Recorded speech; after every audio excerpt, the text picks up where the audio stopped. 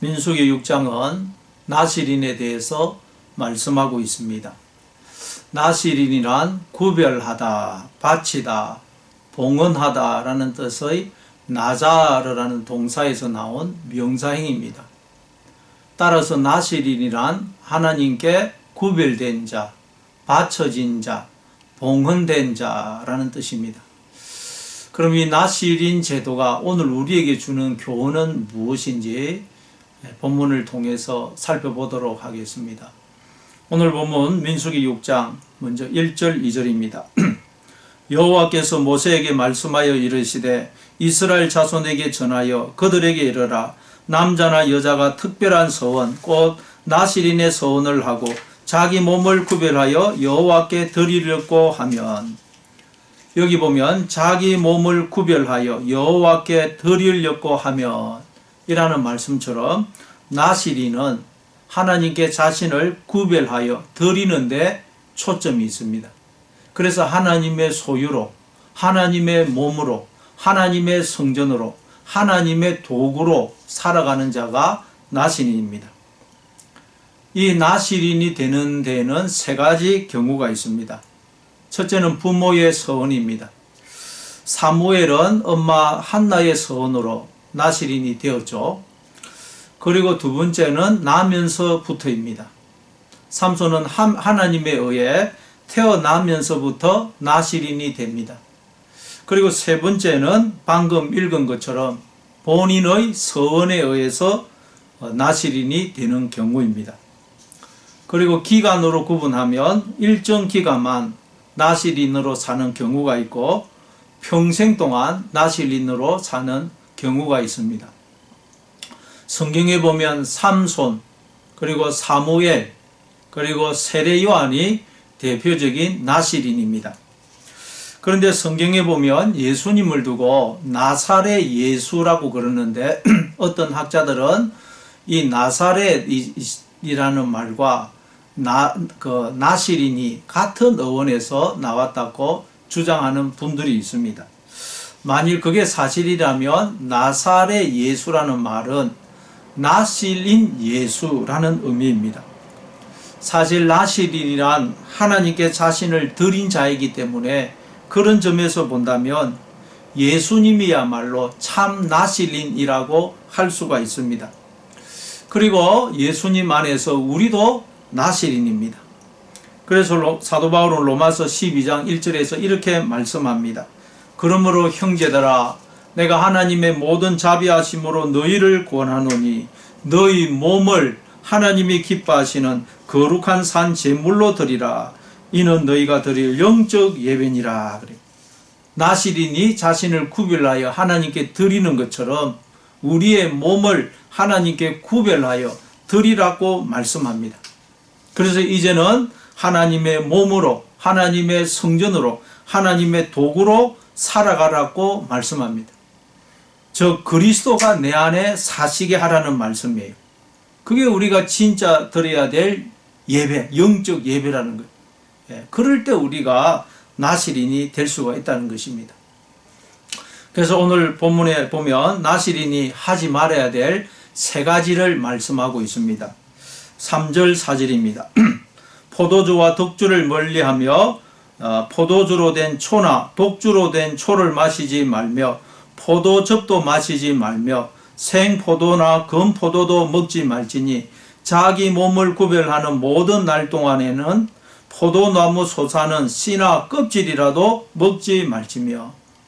나실인이 멀리해야 될 것이 있는데 첫째, 술을 멀리해야 됩니다.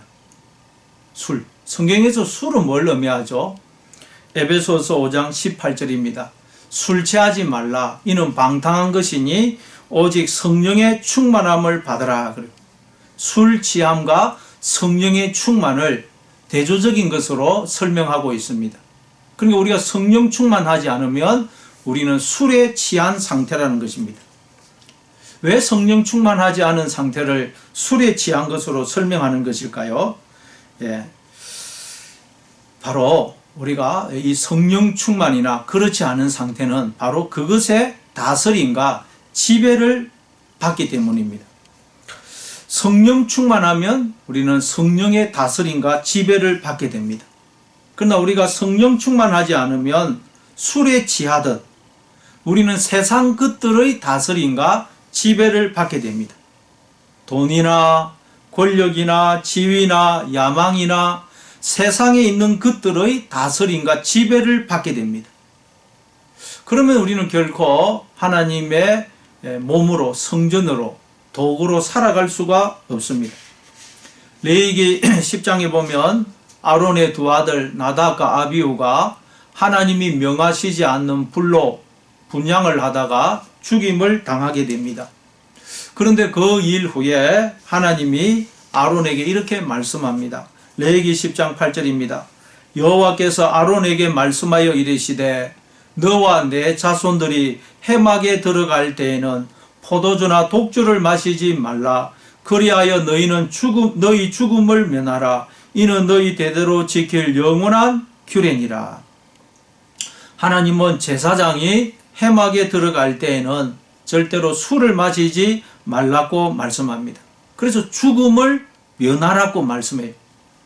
이걸 볼 때 나답과 아비후가 술에 취해서 하나님이 명하시지 않은 불로 분향을 했다는 것을 알 수가 있습니다. 오늘 성도인 우리는 다 영적으로 레위인이고 제사장입니다. 따라서 우리는 결코 술에 취해서는 안 된다는 말이에요. 즉 세상 것들의 다스림과 지배를 받으면 안 됩니다. 그럼 우리 보고 세상 것들을 멀리하라는 말입니까? 그런 말이 아닙니다. 우리가 세상 속에서 살아가는데 어떻게 세상을 멀리할 수가 있겠습니까? 우리가 육체를 입은 채 이 세상을 살아가기 위해서는 세상 것들이 필요합니다. 돈도 필요하고 집도 필요하고 음식도 필요하고 자동차도 필요하고 직장도 필요하고 권력도 필요하고 다 필요합니다.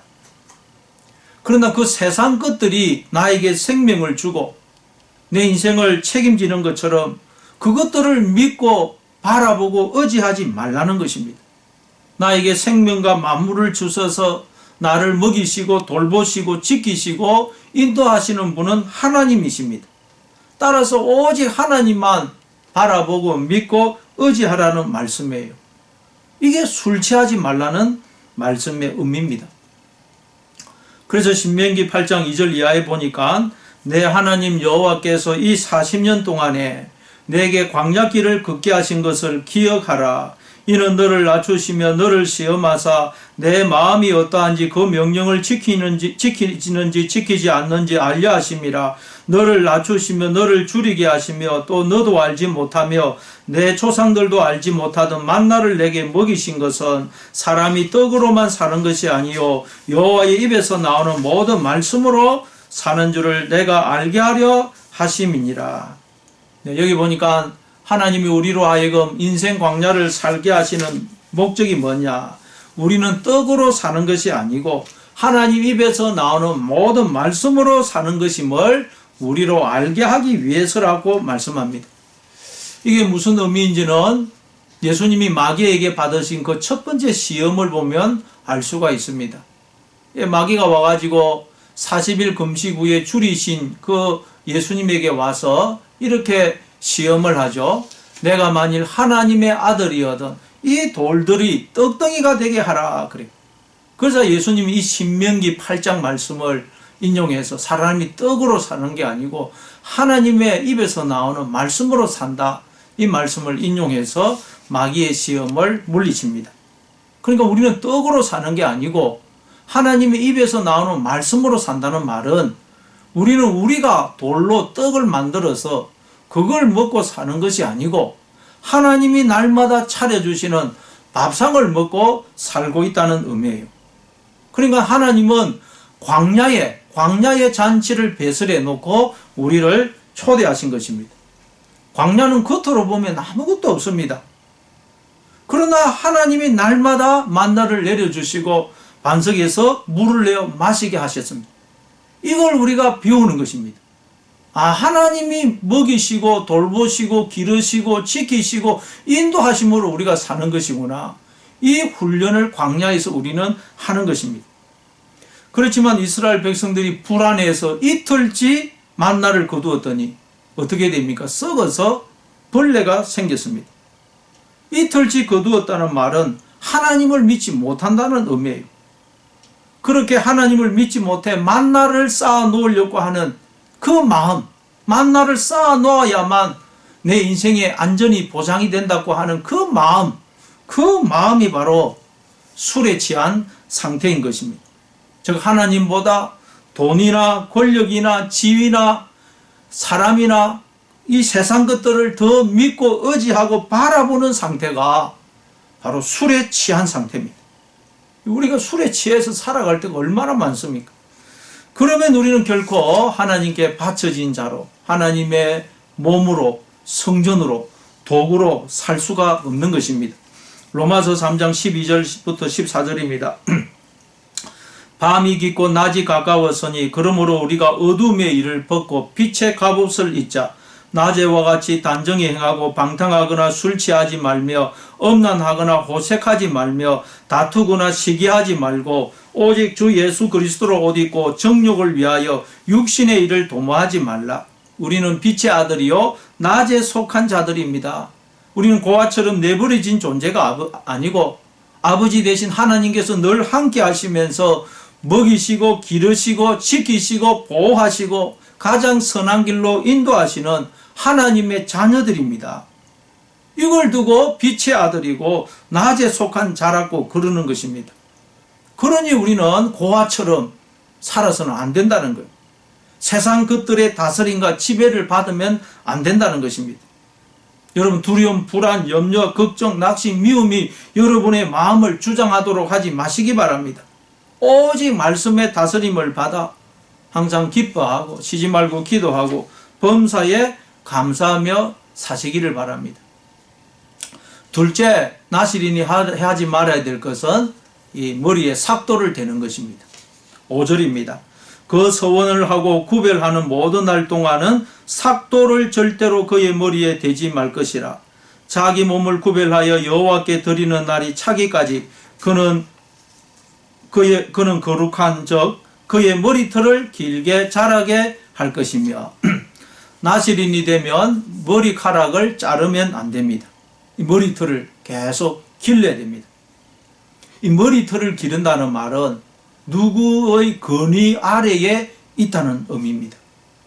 고린도전서 11장 14절 15절입니다. 만일 남자에게 긴 머리가 있으면 자기에게 부끄러움이 되는 것을 본성이 너희에게 가르치지 아니하느냐. 만일 여자가 긴 머리가 있으면 자기에게 영광이 되나니 긴 머리는 가리는 것을 대신하여 주셨기 때문이니라. 여자의 머리는 남자이기 때문에 남자는 머리를 기르지 말고 반면 여자는 머리가 아니고 머리인 남자의 권위 아래에 있기 때문에 머리를 기르라고 말씀합니다. 이건 문자적으로 이렇게 하라는 말씀이 아니고 바로 그리스도와 우리의 관계를 말씀하고 있는 것입니다.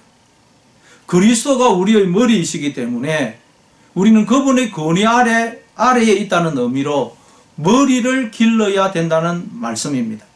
그러니까 머리를 기르라는 말은 나는 머리가 아니고 그리스도가 나의 머리이시고 나는 그분의 몸이다 하는 것을 기억하고 언제나 머리 대신 그리스도께 붙어있고 그분께 복종하라는 의미입니다. 그리스도가 나의 머리가 되어주심으로 우리가 그리스도의 생명과 모든 복에 지금 참여하고 있는 것입니다. 머리 대신 그리스도의 생명과 능력과 모든 것이 몸인 우리를 통해서 흘러나오고 있는 것입니다. 따라서 머리를 기르라는 말은 이걸 기억하고 언제나 그리스도께 붙어 있으라는 것입니다. 그리스도께 복종하라는 것. 이게 머리를 기르라는 말입니다. 요한복음 15장 5절입니다. 나는 포도나무요 너희는 가지니 그가 내 안에 내가 그 안에 거하면 사람이 열매를 많이 맺나니 나를 떠나서는 너희가 아무것도 할 수 없습니다. 우리는 주님께 말하자면 붙어있는 가지와 같다는 것입니다. 그래서 삼손은 머리를 깎지 않고 머리털을 기르죠. 그랬더니 엄청난 힘이 삼손을 통해서 흘러나옵니다. 그런데 삼손이 들릴라의 깸에 넘어가서 자신의 힘의 원천, 힘의 비밀을 말합니다. 삼손은 자기의 그 엄청난 힘이 어디에서 나온다고 그럽니까? 긴 머리털에서 나온다고 그래요. 그러나 여러분, 힘은 어디서 나옵니까? 머리카락에서 나오는 것입니까? 몸에서 나오는 것입니까? 여러분, 우리에게 주어진 생명, 힘, 능력, 지혜, 모든 은사는 나에게서 나오는 것입니까? 아니면 하나님에게서 나오는 것입니까? 하나님에게서 나오는 것이죠. 마찬가지로 여러분, 힘은 머리카락이 아닌 몸에서 나옵니다. 그런데 우리는 삼손처럼 나에게 주어진 생명, 힘, 지혜, 능력이 나에게서 나온다고 착각하는 거예요.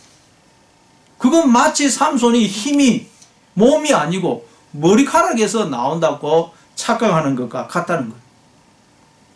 그러나 여러분, 힘은 머리카락에서 어떻게 힘이 나올 수가 있어요? 몸에서 나옵니다. 마찬가지로 우리에게 주어져 있는 지금 생명, 힘, 지혜, 온갖 재능, 은사, 능력, 영광은 나에게서 나오는 게 아니고 머리 대신 하나님에게서, 그게 우리를 통해서 흘러나오고 있는 것입니다.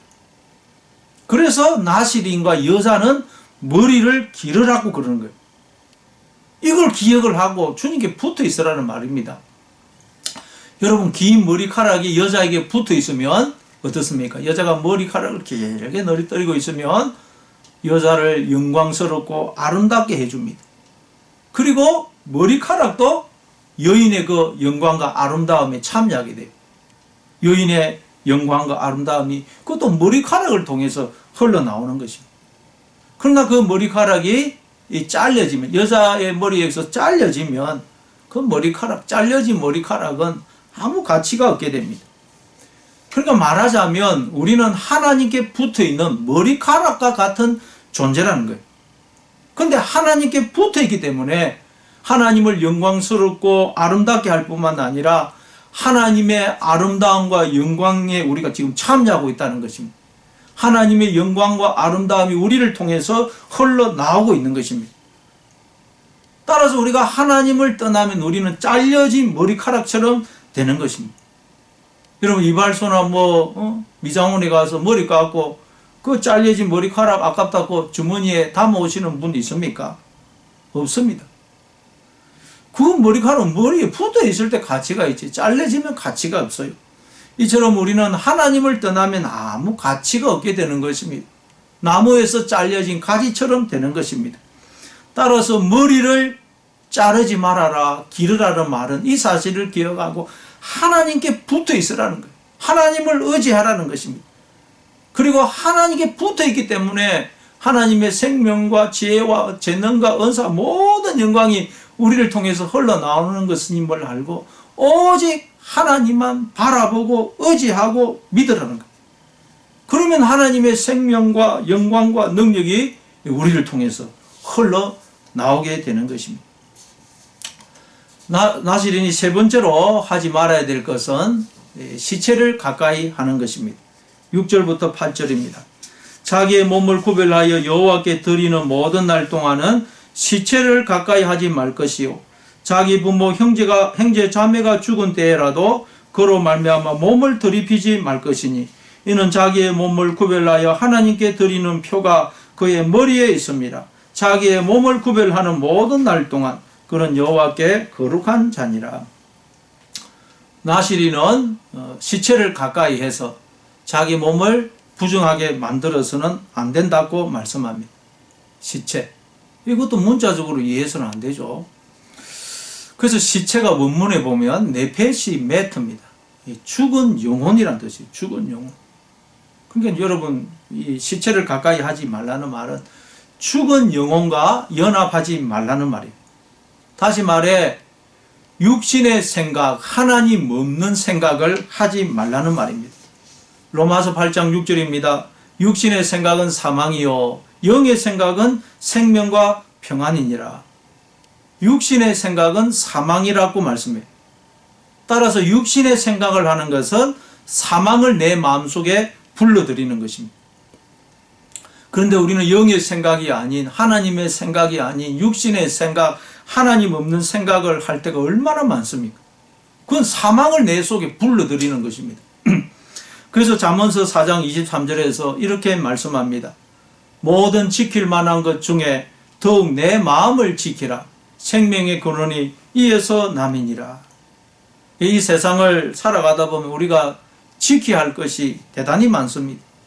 가정도 지켜야 되고, 건강도 지켜야 되고, 벌어놓은 돈도 지켜야 되고, 지위도 지켜야 되고, 자녀도 지켜야 되고, 인간관계도 지켜야 되고, 지켜야 될 것이 대단히 많습니다. 그러나 우리가 가장 우선적으로, 그리고 다른 것은 못 지키더라도 이것만큼은 반드시 지켜야 될 것이 있는데, 그게 바로 우리의 마음이라는 마음. 왜냐하면 생명의 근원이 우리의 마음에서 나기 때문입니다. 우리의 신앙생활이란 이 마음을 지키는 것입니다. 그럼 어떻게 하면 우리가 마음을 지킬 수 있습니까? 우리가 마음을 지킬 수는 없습니다. 주님을 내 마음에 모셔서 주님이 내 마음에 거하시게 하면 됩니다. 그러면 주님이 여러분 내 마음을 지켜주시는 것입니다. 그러나 여러분 우리가 주님을 떠나면, 주님을 마음에서 몰아내면 인간은 그 누구도 자기의 마음을 지킬 수가 없습니다. 우리가 한순간이라도 주님을 바라보지 않으면 어느 순간 우리의 마음에 뱀이 들어와요. 세상의 영이, 잘못된 생각이 들어옵니다. 그래서 나도 모르는 사이에 육신의 생각을 하게 됩니다. 에덴 동산에 언제 들어왔는지 뱀이 뚝 들어와 있죠. 그래서 아담과 하와가 뱀의 유혹에 넘어가서 선악과를 따먹게 됩니다. 선악과를 따먹었다는 말은 하나님 자리에 앉아서 선과 악을 판단하는 것을 말합니다. 육신의 생각, 하나님 없는 생각을 하는 것을 말해요. 그래서 사망을, 지옥을 내 속에 끌어들이게 되는 것입니다. 그러니까 여러분 우리가 마음을 지키는 것은 해도 그만 안 해도 그만인 것이 아니고 영원히 죽느냐 영원히 사느냐의 문제인 것입니다. 그러니 여러분 늘 주님을 바라보시고 주님이 내 마음에 거하시게 함으로 마음을 지키셔서 영생을 사시는 여러분 되시기를 바랍니다. 마지막으로 9절부터 12절입니다.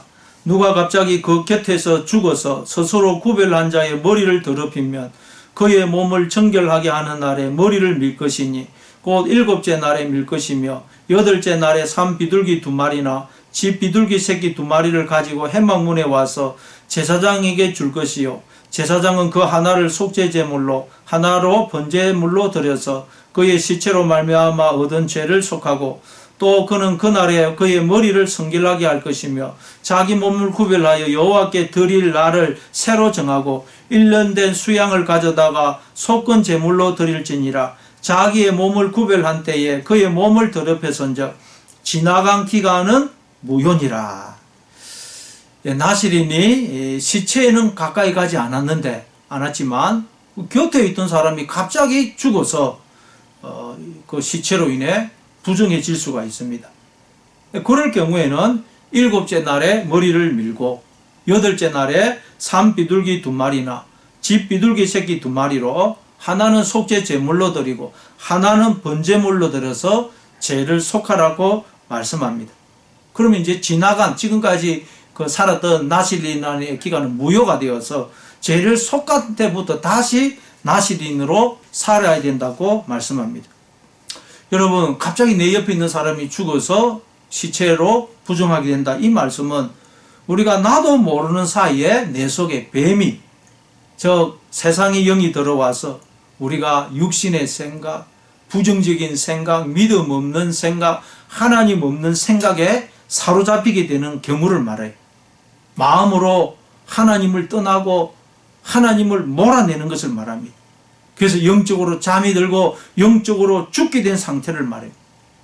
우리가 신앙생활을 하다 보면 그런 경우가 너무도 많습니다. 그럴 때에는 철저하게 죄인의 자리로 내려가서 회개하라는 거예요. 그리고 지나간 기간은 무효라는 거예요. 무효. 그 말은 다시 새롭게 시작하라는 것입니다. 새롭게. 우리는 언제든지 새롭게 시작할 수 있습니다. 그리고 또 이 말은 우리 성도는 옛날에 받았던 은혜로 오늘을 사는 게 아니고 우리는 날마다 그날 주시는 일용할 양식으로 그날 주시는 은혜로 산다는 말이에요. 여러분, 우리가 신앙생활을 오래 하다 보면 뭔가 우리 속에 뭔가가 많이 쌓아져 가지고 하나님을 떠나서도 한동안 살 수 있고 그런 것이 아닙니다. 우리는 아무리 신앙생활을 오래 해도 매일매일 하나님이 내려주시는 만나로, 은혜로, 그날 내려주시는 양식으로, 생명으로 사는 것입니다. 그래서 우리는 늘 하나님을 바라보고 의지해야 되는 것입니다. 믿음이 좋다는 것은 내공이 쌓여서 하나님을 의지하지 않아도 한동안 괜찮다는 말이 아니고, 믿음이 좋다는 말은 그 주님을 의지한다는 말입니다. 그래서 사도 바울은 내가 약할 그때에 강함이라 그런 것입니다. 내가 이렇게 약한 존재임을 알고 더 주님을 의지할 때 주님의 능력이 우리를 통해서 더 나타나게 된다는 말씀이에요.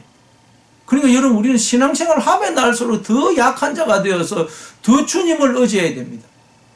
그래서 나실인으로 살아가시는 여러분 다 되시기를 바랍니다.